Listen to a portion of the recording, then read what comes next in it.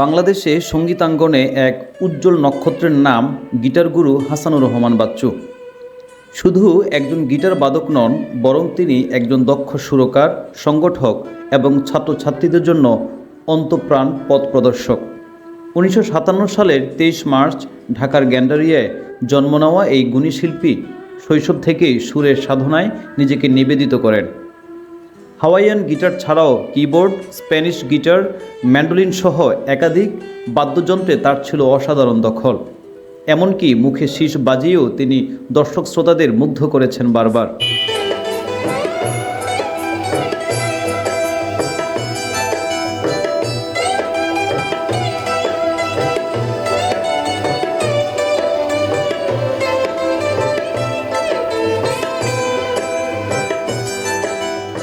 1990 সালে জাতীয় Hawaiian guitar উৎসবে প্রথমবারের মতো 101 জন শিল্পীকে একত্র করে ধনধান্যে পুষ্পে ভরা আমাদেরই বসুন্ধরা গানের সুর বাজিয়ে তিনি ইতিহাস রচনা করেন। আর 2019 সালের 15 জুন তিনি নিজেই একটানা 101টি গান বাজিয়ে গড়ে তোলেন নতুন এক বিশ্ব রেকর্ড। আমি মোহাম্মদ হাসানুর রহমান বাচ্চু, একজন হাওয়াইয়ান গিটার শিল্পী। আমি শুরুতেই একটি গানের সুর বাজাচ্ছিলাম, যেটা লালন গীতি। আমরা খুব কয়েকদিন আগেই আমাদের এদেশের লালন সম্রাজ্ঞী ফরিদা পারভীন আপাকে হারিয়েছি। তার কথা খুব মনে পড়ছিল, সেই জন্যই গলা দিয়ে গুনগুন না করে আমি গিটারে একটু এটার সুরটা তোলার চেষ্টা করলাম। আমার ছোটোবেলা থেকেই এই হাওয়াইয়ান গিটারটা বাজাচ্ছি। হাওয়াইয়ান গিটারটা 1969 সালে আমি হাতে নিই। তারপরে দীর্ঘ পথ পরিক্রমায় 1973 সালে ঢাকার বুলবুল একাডেমি অফ ফাইন আর্টস, যেটা বাফা বলে, সেখানে ভর্তি হই। আমার শিক্ষক হিসাবে পাই শ্রদ্ধেয় পান্না আহমেদ স্যারকে। 1979 সালে সার্টিফিকেট পাওয়ার পরে প্রথম বিভাগে প্রথম হই। 80 সালেই কিন্তু আমি বুলবুল একাডেমিতে শিক্ষক হিসেবে জয়েন করি এবং গিটারটা একটা নেশার মধ্যে চলে গেল আমার। যে আমি যেখানে বসে আছি, আমার টোটাল আমি এই সেট আপটা আমি 2000 সাল থেকেই কিন্তু আমি রেকর্ডিংয়ের কাজ করি ডিজিটালি।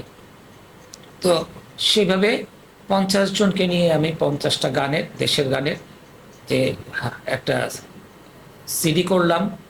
এই কাজটি বাংলাদেশে কোনো হাওয়াইয়ান গিটারিস্ট করেনি। এটা আমি একদম মিডিয়াতে খুব দায়িত্ব নিয়ে বলতে পারি।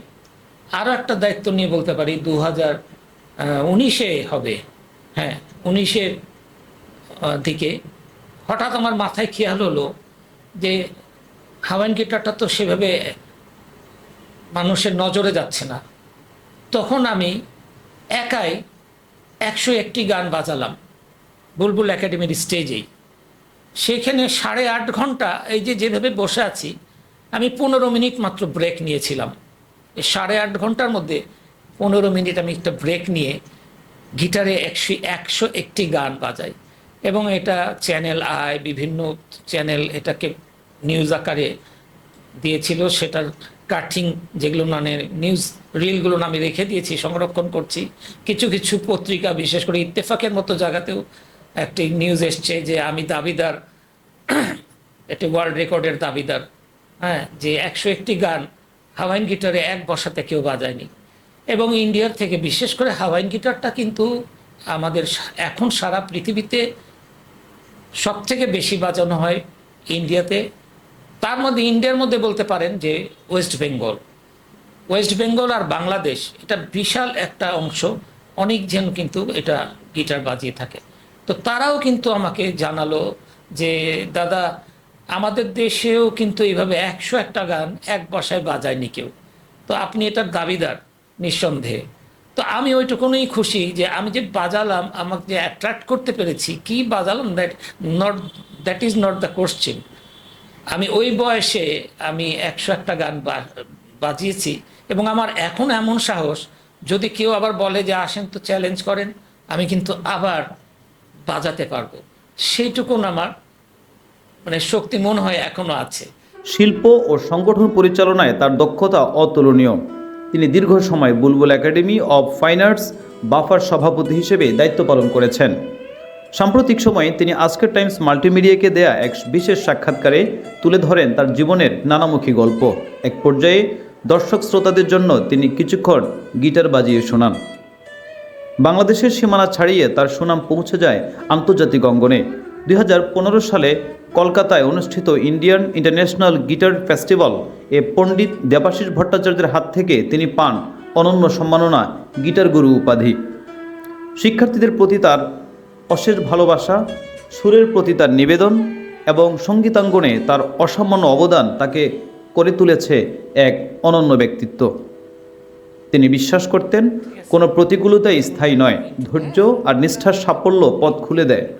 ঢাকা টেলিভিশনে আমরা কিন্তু 90 সাল থেকে আমি এনলিস্টেড, কিন্তু অত্যন্ত পরিতাপের বিষয় যে মাসে 10 মিনিটের সময় নাই যে একটা দুইটা রবীন্দ্রসঙ্গীত কিংবা নজরুল সঙ্গীত কিংবা দেশের গান বাজানোর সুযোগ দেওয়া। দেশে তো অনেক হাওয়াইন গিটারিস্ট আছে, কেউ কারোর চেয়ে খারাপ বাজায় না, সবাই ভালো বাজায়। এর মধ্যে হাতের পাঁচটা আঙ্গুল যেরকম থাকে সমান থাকে না, এরকমও কিন্তু শিল্পী যেরকম, গায়ক যেরকম সমান থাকে না, হাওয়াইন গিটারিস্টও সমান থাকে না।